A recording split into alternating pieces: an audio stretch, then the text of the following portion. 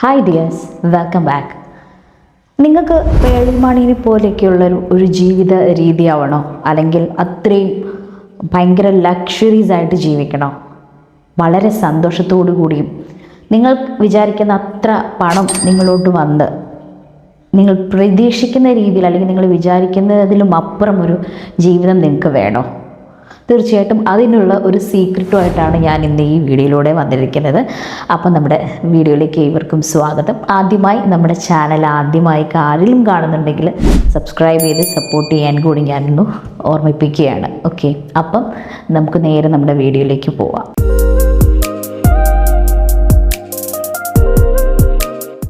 നിങ്ങൾ ശ്രദ്ധിച്ചിട്ടുണ്ടാവും, പേളിമാണിയുടെ ഇപ്പം ആക്ച്വലി സത്യം പറഞ്ഞു കഴിഞ്ഞാൽ പേളിമാണിയുടെ വീഡിയോസ് വരാൻ വേണ്ടി കാത്തിരിക്കുന്ന പല ആളുകളും ഉണ്ട് നമ്മുടെ സമൂഹത്തിൽ, അല്ലേ? അവരുടെ വീഡിയോ കണ്ട് അവരുടെ ആ ഒരു സന്തോഷം, അവരുടെ ആ ഒരു ജീവിത ശൈലിയൊക്കെ കണ്ട് ഒരു ചെറിയ രീതിയെങ്കിലും അവരുടെ ജീവിതമൊക്കെ എന്ത് രസമാണ്, അല്ലെ? അങ്ങനെ ചിന്തിച്ച പല ആളുകളും നമ്മൾക്കിടയിലുണ്ടാവും, അല്ലേ? ആദ്യമൊക്കെ ഞാൻ വിചാരിച്ചു എന്ത് രസമാണ് അവരുടെ ജീവിതം, അവരുടെ കുട്ടികൾ, അവരുടെ ആ ഒരു ജീവിത രീതികൾ, പേളിയും അവരുടെ ഫാമിലിയൊക്കെ തമ്മിലുള്ള അങ്ങോട്ടും ഇങ്ങോട്ടുമുള്ള ഒരു ബന്ധം എന്ത് രസമാണല്ലേ. അപ്പം നമ്മളുടെ ജീവിതത്തിലൊക്കെ ഇതുപോലെയൊക്കെ ഉണ്ടായിരുന്നെങ്കിൽ എന്നൊക്കെ നമ്മളും ചിന്തിച്ചു പോയി, അല്ലെങ്കിൽ ആഗ്രഹിച്ചു പോയ ഒരു നിമിഷങ്ങളാണ് അവരുടെ ആ ഒരു വീഡിയോസ് കണ്ടിരുന്ന സമയത്ത് എനിക്കും തോന്നിയിരുന്നത്. പക്ഷേ അവിടെയൊക്കെ പേളിമാണി എന്നുള്ള ആ ഒരു വ്യക്തി അവരുടെ ജീവിതത്തെ എങ്ങനെ നയിക്കുന്നു എന്നുള്ളതാണ്. അതിനൊരു സീക്രട്ട് ഉണ്ട്. ആ ഒരു സീക്രട്ട് ഞാൻ അവരുടെ ഈ ഒരു റീസെൻ്റ്ലി കണ്ട ഒരു വീഡിയോ ആണ്. ഞാനത് നിങ്ങൾക്ക് വേണ്ടിയിട്ടൊന്ന് ഷെയർ ചെയ്യുകയാണ്. ഞാനിപ്പോൾ ഒന്ന് പ്ലേ ചെയ്യുകയാണ്, നിങ്ങളതൊന്ന് ജസ്റ്റ് കണ്ടു നോക്കുക. അതിലൊരു മെയിനായിട്ടുള്ളൊരു പോയിന്റ് അവരെടുത്ത് പറയുന്നുണ്ട്. എൻ്റെ പ്രീവിയസ് വീഡിയോസിലുമൊക്കെ ഞാൻ എപ്പോഴും പറയുന്ന ഒരു കാര്യം തന്നെയാണ് പേളിമാണി അവരുടെ ജീവിതത്തിലും അവർ അത് ഉപയോഗിക്കുന്നത്. ജസ്റ്റ് നിങ്ങളൊന്ന് കണ്ടു നോക്ക്. ഒരു ചെറിയ കഥ പറയാൻ ഞാൻ ആഗ്രഹിക്കുന്ന ഈ സമയത്ത്, ഒരു വീട്, ആ വീട്ടിൽ ഒരു മല ആണ്. അവൻ്റെ ജനലിൽ നിന്ന് നോക്കുമ്പോൾ മലയാണ് കാണുന്നത്. അപ്പോൾ ദൈവത്തോട് അവൻ പറയാണ്, ദൈവമേ, അത്രയും ദൈവത്തിന് ശക്തി ഉണ്ടെങ്കിൽ ഈ മല ഇപ്പുറത്തെ സൈഡിൽ നിന്ന് അപ്പുറത്തെ സൈഡാക്കാൻ പറ്റുമോ ചോദിക്കും. അപ്പോൾ ദൈവം പറയും, എന്നെ നീ വിശ്വസിക്കുന്നുണ്ടെങ്കിൽ അതെനിക്ക് ചെയ്തു തരാൻ പറ്റുമെന്ന് പറയും. അപ്പോൾ നെക്സ്റ്റ് ഡേ മോർണിംഗ് അവൻ ഓടിപ്പോയിട്ട് വിശ്വസിച്ച് കിടന്നുറങ്ങി ഓടിപ്പോയിട്ട് ആ ജനൽ തുറന്നു നോക്കിയപ്പോൾ മല അവിടെ തന്നെയുണ്ട്. അപ്പോൾ അവൻ ദൈവത്തിനെ വിളിച്ചിട്ട് പറഞ്ഞു, ദൈവമേ, മാറ്റിയിട്ടില്ല, ഞാൻ വിശ്വസിച്ചു. അല്ല, നീ ശരിക്കും വിശ്വസിച്ച് ഒന്നും കൂടി ട്രൈ ചെയ്യുന്നുണ്ട്.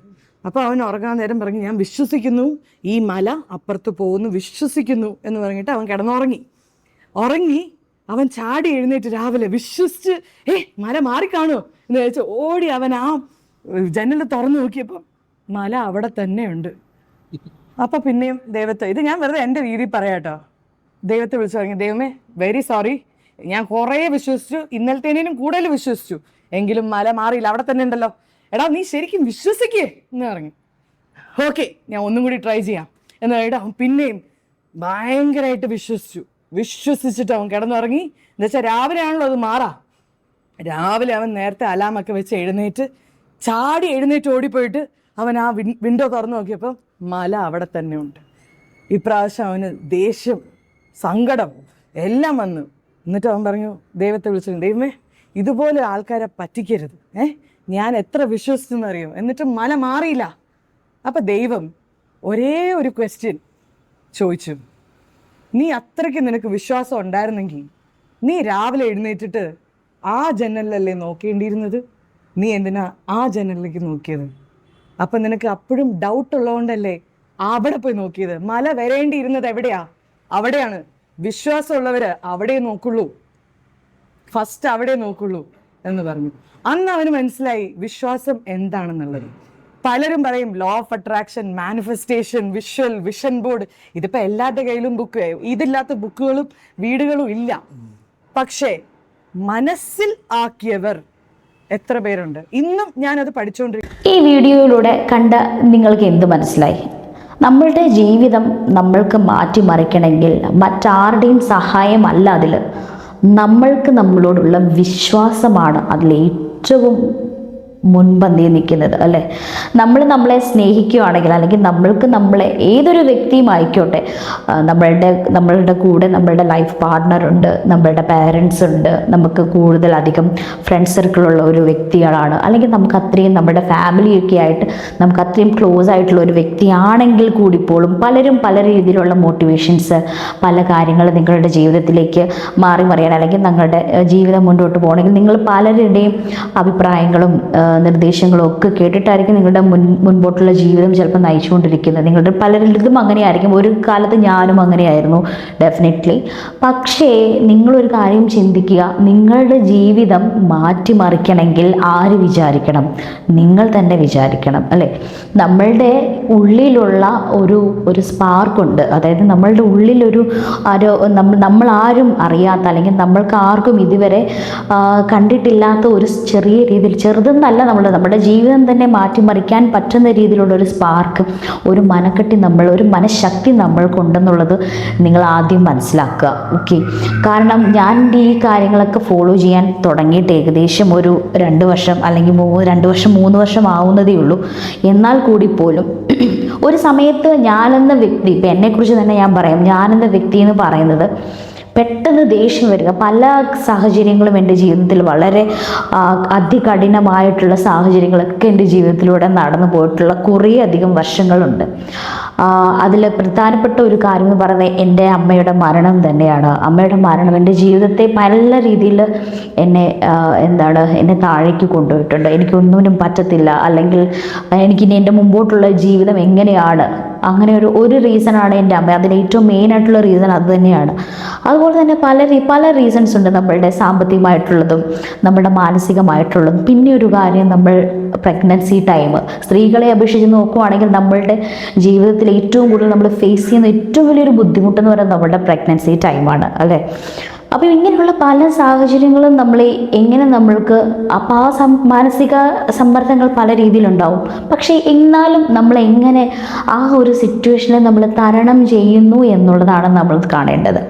ഇതിനൊക്കെ നമുക്ക് വേണ്ടുന്ന ആ സീക്രട്ട് എന്താണെന്ന് പറഞ്ഞു കഴിഞ്ഞാൽ നമ്മളിലുള്ള വിശ്വാസമാണ്. വിശ്വാസം എന്നുള്ള ആ ഒരു വാക്കാണ് നമ്മുടെ ജീവിതത്തെ മാറ്റിമറിക്കാൻ കഴിയുന്ന ഏറ്റവും വലിയൊരു സീക്രട്ട് എന്ന് തന്നെ പറയണം.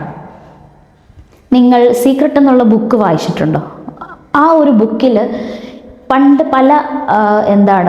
പല പ്രഗത്ഭരായിട്ടുള്ള ആൾക്കാരും അവർ ഫോളോ ചെയ്ത്, ഇതൊന്നും ശരിക്കും പറഞ്ഞാൽ ആർക്കും പറഞ്ഞു കൊടുക്കാൻ താല്പര്യമില്ലാത്ത കാര്യങ്ങളാണ് ഞാനിപ്പോൾ പറയുന്നത്. ആരുടെ ജീവിതം, ഇപ്പം ഞാനായിക്കോട്ടെ അല്ലെങ്കിൽ മറ്റു പലരൊക്കെ ആയിക്കോട്ടെ, എല്ലാവരും അവരവരുടെ ജീവിതം ഏറ്റവും ഉയർന്ന നിലയ്ക്ക് പോകണം എന്ന് ആഗ്രഹിക്കുന്നവരാണ് അല്ലേ. പക്ഷേ പലരും അപ്പം ഞാൻ നന്നായില്ലെങ്കിലും മറ്റുള്ളവരെ നന്നാവരുതെന്നുള്ള ചിന്താഗതിയുമുള്ള ആൾക്കാരുണ്ട് നമ്മുടെ ഇതിലേക്ക്. ഒരു ഭൂരിപക്ഷം ആൾക്കാരും അങ്ങനെയാണ്. അതെന്ന് വെച്ചാൽ അത് വേറൊന്നുമല്ല, മടി തന്നെയാണ് അതിന് കാരണം. എനിക്ക് ഇതൊക്കെ പറ്റുള്ളൂ, അല്ലെങ്കിൽ എനിക്ക് ഇതിനപ്പുറത്തേക്ക് പോകാനായിട്ടുള്ള ആ ഒരു ഗട്ട്സ് ഒന്നും എനിക്കില്ല, അല്ലെങ്കിൽ എൻ്റെ ആ ഒരു രീതി വെച്ചിട്ട് എനിക്ക് ഇത്രത്തേക്ക് ചെയ്യാൻ പറ്റുള്ളൂ. നമ്മളെ തന്നെ സ്വയം അങ്ങ് വിലയിരുത്തുകയാണ്. അതല്ല, നമ്മളെക്കൊണ്ട് എത്രത്തോളം പോകാൻ പറ്റും എന്നുള്ള കാര്യങ്ങളൊന്നും ആരും ചിന്തിക്കുന്നില്ല.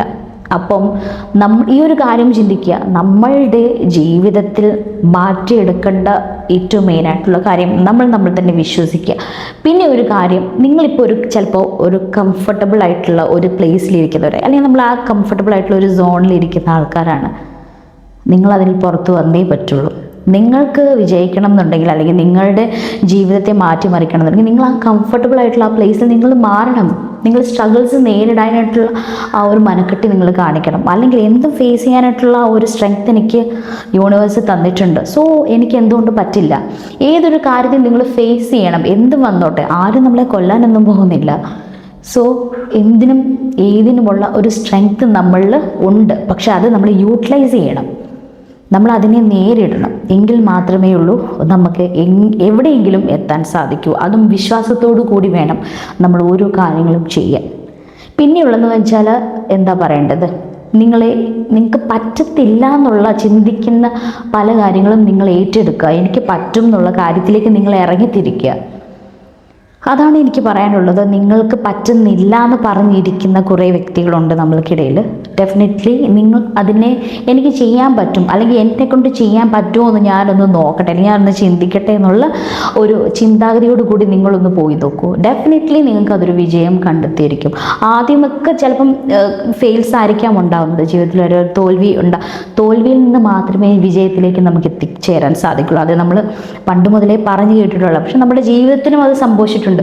ഈവൻ നമ്മൾ സ്കൂളിൽ പഠിക്കുന്ന സമയത്താണെങ്കിലും പല ടെസ്റ്റുകളെല്ലാം നടത്തുന്ന സമയത്ത് ഇപ്പം ചിലതിനൊക്കെ പൊട്ടിയിട്ടുണ്ടാവും അല്ലേ. ഞാൻ ഉൾപ്പെടെ അത് തന്നെ പല എക്സാംസൊക്കെ നടന്ന സമയത്തും നമുക്ക് 1-2 മാർക്കിനൊക്കെ നമ്മൾ ഓരോ പേപ്പേഴ്സും ഒക്കെ നമുക്ക് മിസ്സായിട്ടുണ്ട്. അപ്പോൾ എന്താണ്, നമ്മൾ പിന്നെയും ട്രൈ ചെയ്യും, പിന്നെയും എക്സാം എഴുതും, പഠിച്ചെഴുതും.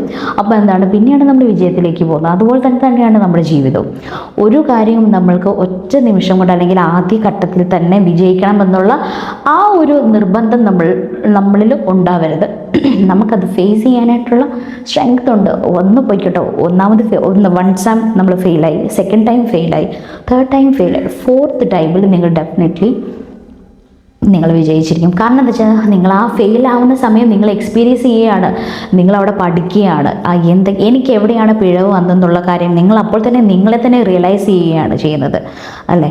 അപ്പം ഡെഫിനറ്റായിട്ടും നിങ്ങൾ കുറേ മാനിഫെസ്റ്റേഷൻ മെത്തേഡുകളുണ്ട്, അഫർമേഷൻസ് ഉണ്ട്. ഇതൊക്കെ ഇപ്പോൾ എല്ലാവരുടെയും ലൈഫിലും നിങ്ങൾ ട്രൈ ചെയ്തുകൊണ്ടിരിക്കുന്ന പല കാര്യങ്ങളാണ്. പല രീതിയിലൂടെ നമ്മുടെ ജീവിതത്തെ മറിക്കാൻ സാധിക്കും. പക്ഷേ അതിലെല്ലാം ഒരു മെയിനായിട്ടുള്ളൊരു കാര്യം, നിങ്ങൾക്ക് നിങ്ങളെ വിശ്വാസം ഉണ്ടാവണം. അത് 100%അല്ല, 200%. നിങ്ങൾക്ക് എന്താണോ വേണ്ടത് ആ ഒരു കാര്യം നിങ്ങളുടെ ജീവിതത്തിൽ നടന്നു കഴിഞ്ഞു എന്ന് ചിന്തിച്ചുകൊണ്ട് വേണം നിങ്ങൾ മുന്നോട്ട് പോവാൻ. എങ്കിൽ മാത്രമാണ് ആ ഒരു കാര്യം നമ്മുടെ ജീവിതത്തിൽ അത് സംഭവിക്കുള്ളൂ. അതെന്തും ആയിക്കോട്ടെ. അത് ചിലപ്പോൾ നിങ്ങൾ വിചാരിക്കും, ഇത്രയും വലിയ കാര്യങ്ങളൊക്കെ എങ്ങനെ എൻ്റെ ജീവിതത്തിൽ സംഭവിക്കും? ഒരിക്കലുമല്ല, ഡെഫിനറ്റ്ലി സംഭവിച്ചിരിക്കും. ഇതിന് എക്സാമ്പിൾസ് പറയാമെന്ന് പറഞ്ഞാൽ ഒത്തിരി അധികം, വളരെയധികം ആൾക്കാരൊക്കെ ഉണ്ട്. നമ്മുടെ സെലിബ്രിറ്റീസിൽ തന്നെ എടുത്ത് നോക്കുവാണ് പലരും. അവരുടെ തുടക്കം ഇങ്ങനെയാണ്. അപ്പോൾ അതായത് നമ്മുടെ ഇപ്പോൾ ഇങ്ങനെ ഒരു ഫീൽഡിലേക്ക് വന്നതും ഇപ്പോഴത്തെ അവരുടെ കറണ്ട് സിറ്റുവേഷൻസ് ഒക്കെ എങ്ങനെയാണെന്നുള്ളത് നിങ്ങൾ തന്നെ ഒന്ന് ജസ്റ്റ് റെഫർ ചെയ്ത് നോക്കുക. ഇങ്ങനെയുള്ള സീക്രട്ട്, അതായത് വിശ്വാസം, ഇങ്ങനെ ട്രസ്റ്റ്, ഇതൊക്കെ അവരുടെ ജീവിതത്തിൽ അവർ ഓരോന്നും ഇങ്ങനെയുള്ള കാര്യങ്ങൾ ചെയ്തുകൊണ്ടാണ് അവർ ജീവിതത്തിൽ മുന്നേറി വിജയത്തിലെത്തുന്നത്.